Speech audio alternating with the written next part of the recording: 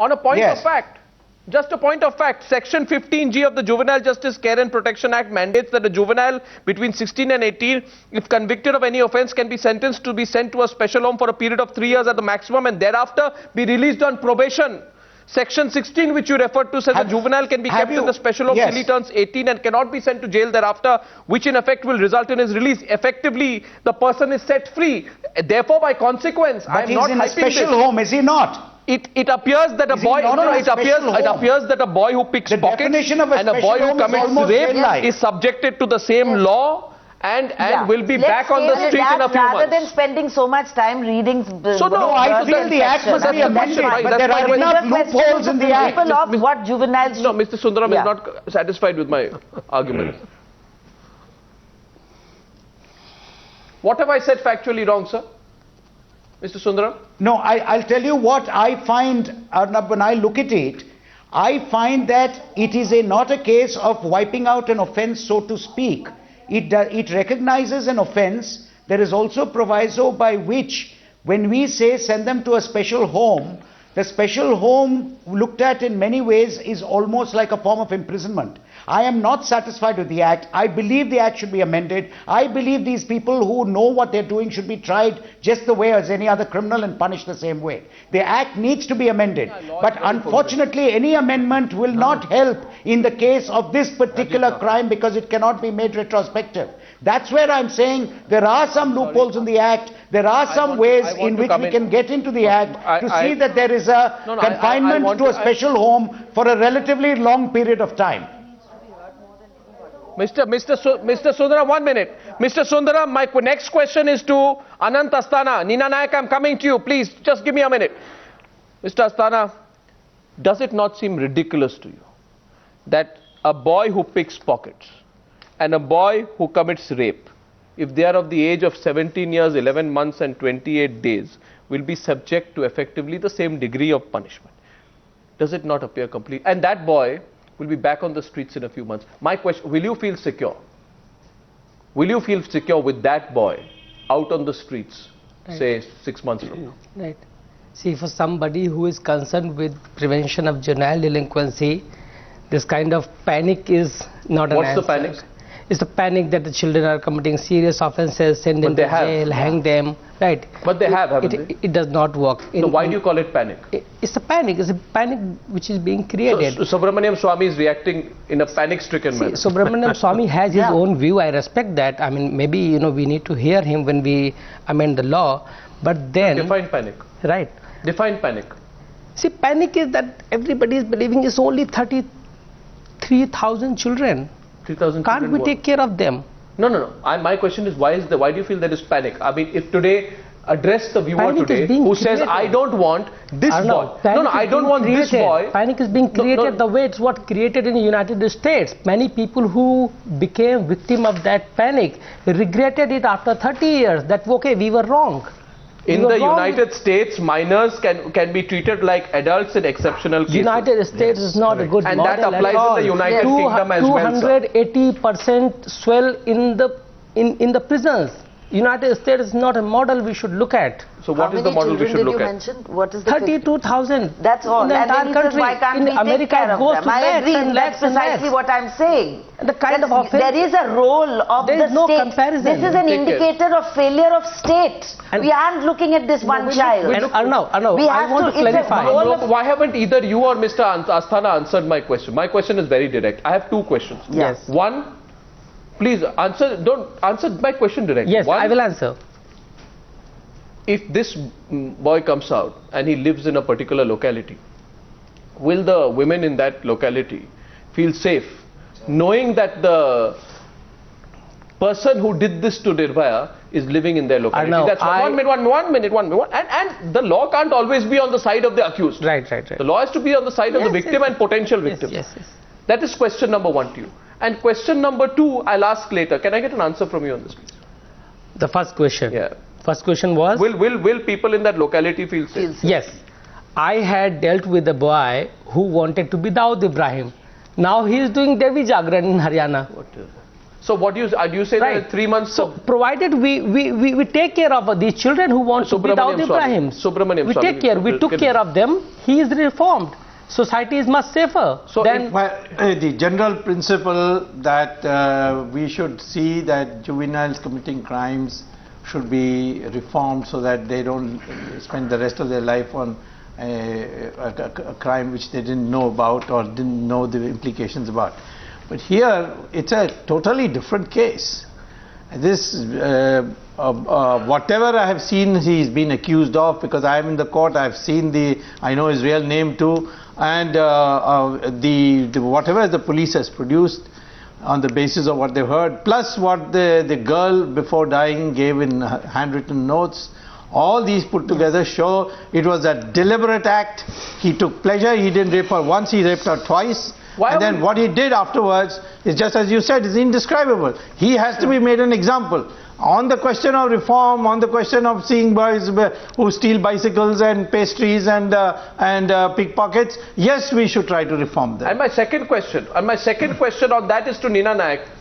Neena Nayak, tomorrow if others aged 17 years, 11 months and 29 days carry out such incidents, are we to assume the law will apply in the same manner? Maybe they'll spend 2-3 days in a reform home and then be out on the streets. What kind of a law is this?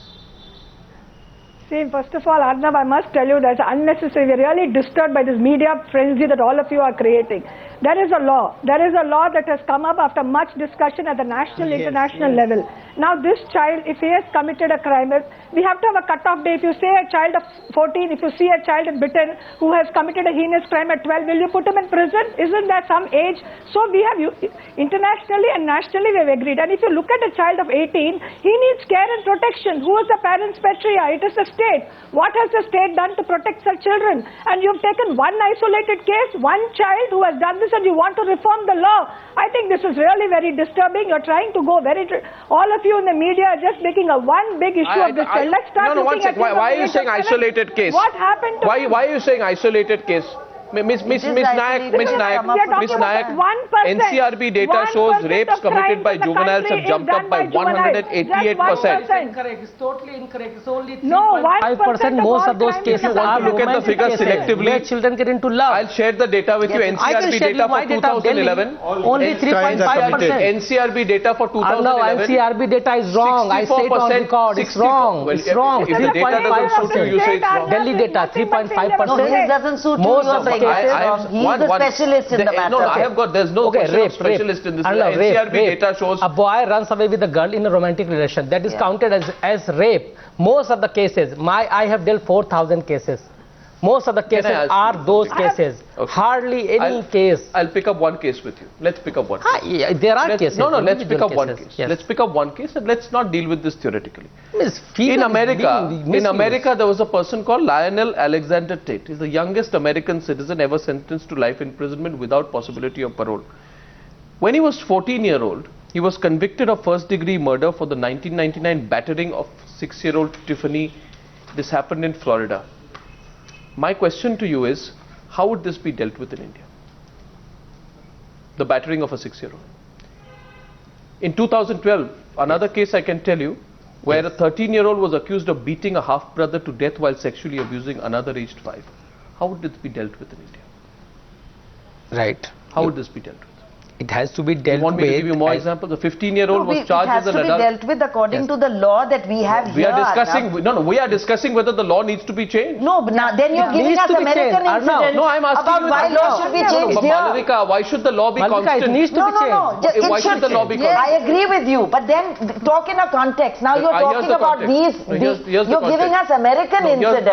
Here's the Indian context. Let's talk of Indian. You're talking of how would India have dealt with if that was America. I mean, that's the Indian context is what has happened in December. This one case. Which you also were very enraged about. It's not one case. I am. It's not one case. There is a rising number of crimes committed by juveniles. No, the population is also rising. Please don't get the data in isolation. The tipping point for this discussion has been this case. So now let's not talk about details. Malvika, doesn't it bother you that this whole thing of one size fits all is a bit of a problem? No. In case of heinous crimes, shouldn't there be a qualifier? No, may I say, even when the law is concerned, when you look at somebody with criminal tendencies who's done criminal acts, and he's 6 months short.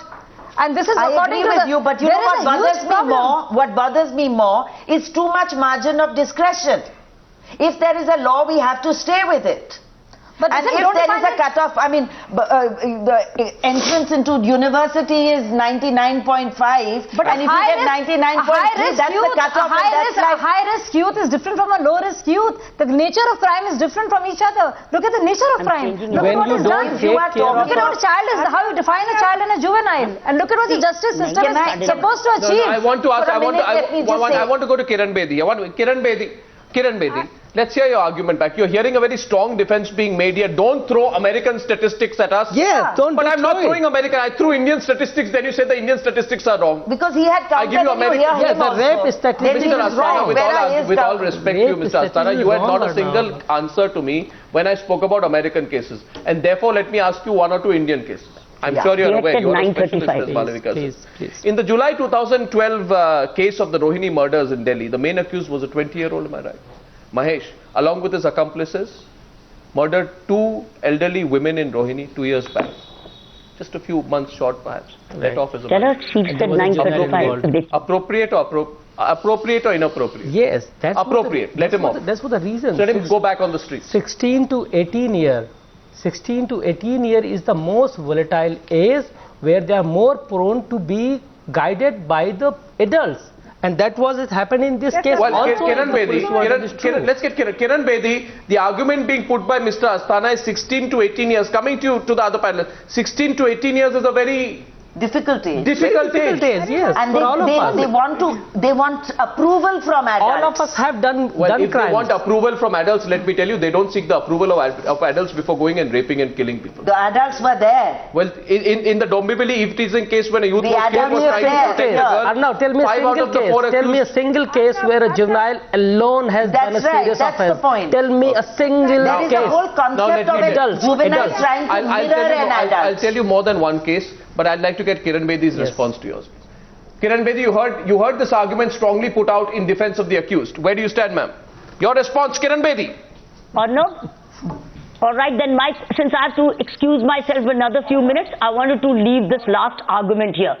That is, public memory is desperately short. When on 16th of December, the cruelty which happened on Nirbhay, I think everybody was gunning for the lives of all these accused. Everybody. Today, where is the victim? Where is the victim in this whole thing? I think we are thinking that the accused is a victim now. If we say that the fit institution could be a custodial institution like Tihar jail, and the state government could take and or high court could use extraordinary powers in this, we think if we are considered as thinking out of our hat, and that the victim, which is the accused, we are now making a victim out of the accused. That's my plea. I think the public memory is terribly short. I'm so sad to hear that. I think we must keep the victim central in this and make sure that the real accused is punished under the extraordinary powers of the High Court, or there's a liberal interpretation to an institution called fit institution. I think the fit institution, in fact, for the safety of this juvenile, would be a safe place, a corner inside the hard jail where he goes through reform. That's it. Arnab, I'll talk about reform in some time. Nina Naik wanted to rebut you. Go ahead, Ms. Naik. let's conceptualize this whole the accountability and responsibility of this juvenile. What is that? Let's look at the wider human ambit, the human rights ambit in which he was. What about his background? What about his upbringing? What about the education? You stop education at 14, right to education stops there. What do these children do? The 16 to 18, such a vulnerable age group. They are under the influence. Let's accept it that they are susceptible to influence. That even though 18, no, so you want to take this fellow home to reform him? 1 second. There is a whole range of services, range of punishments. Who's going to reform? Let me tell you one thing. Nina Naik, let me tell you a little bit. Miss Naik, hear me please for a minute. Please hear me for a minute. Indulge me for a minute, ma'am. Let me tell you a couple of things. I also want to share this with Malavika Rajkotia and Anant Astana and yourself, who are taking a sympathetic view. Now, this is what the SIT did. The SIT says, because we are talking here about whether this fellow was doing something under some instruction, not aware, young boy, confused, low self-esteem problems, society to blame, etc. The SIT accused this boy of luring the victim. He's the principal person in trapping the victim and her friend in the bus. And how did he do that? Because he pretended it was a public bus and the passengers are there. So that's his first act. Secondly, Mr. Asthana, he was the person who passed lewd remarks at the victim and also taunted her friend. What is he doing so late in the night with a girl, he said. This is the quote.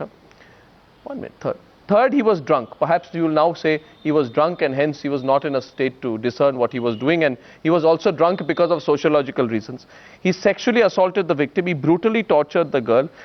He was the one who attacked her with an iron rod. And the other accused have said that he was the one who was egging them to carry out more and more brutality on Nirbhaya.